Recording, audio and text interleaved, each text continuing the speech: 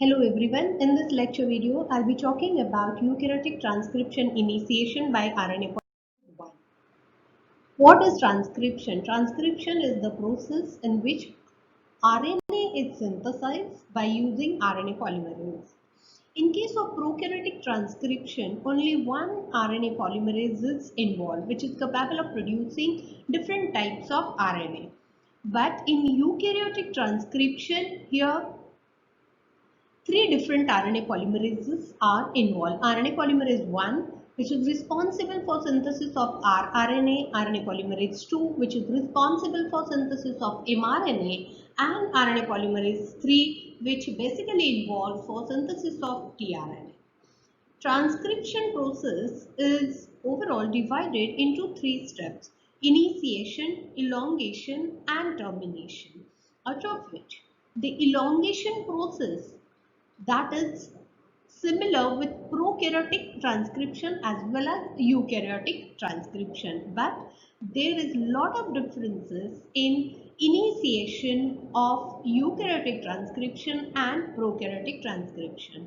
Now here I'll be focusing the initiation of transcription by RNA polymerase 1. When we talk about the initiation of transcription, so obviously we need to focus, or we need to understand the promoter of RNA polymerase 1. Promoter of RNA polymerase 1, it consists of two separate regions. Number one is the core promoter and number two is the upstream promoter element.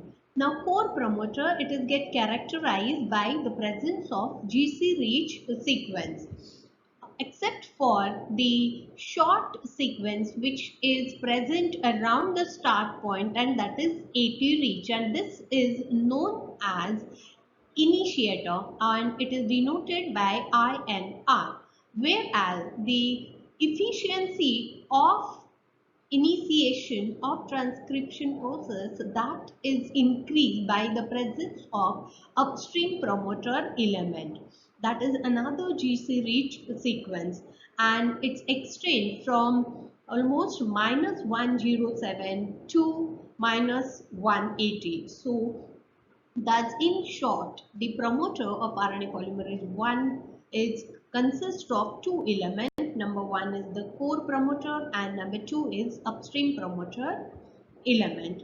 Now let's see how the initiation takes place.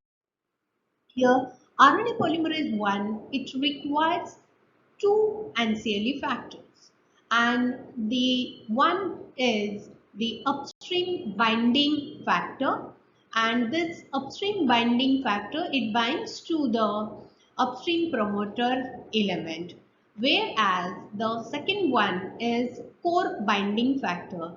This core binding factor, it binds to the core promoter, and core binding factor, it consists of four different types of protein, out of which the one is Tata binding protein. The Tata binding protein is one member of this core binding factor. Tata binding protein, it does not bind directly to this GC reach sequence. Rather, the other member of core binding factors, maybe TIF or SL1, they bind or they mainly involves in recognition of this GC reach sequence, and after recognition they bind to this GC reach sequence, and then the Tata binding protein, it recognizes this other factor and then they bind this group. Okay, later on the RNA polymerase 1 comes in the picture and it cannot recognize the GC reach sequence, rather it can recognize the Tata binding protein, and thus RNA polymerase, it recognizes the Tata binding protein and then it binds near the promoter. Whereas the upstream binding factor, which is bound to the upstream promoter element, they somehow enhance the, or they supports the binding of RNA polymerase to the promoter. It means that the upstream binding factor and core binding factor, they need to be bound on the same phase of DNA in order to interact.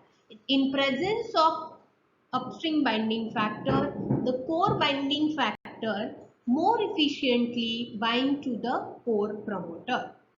Thank you.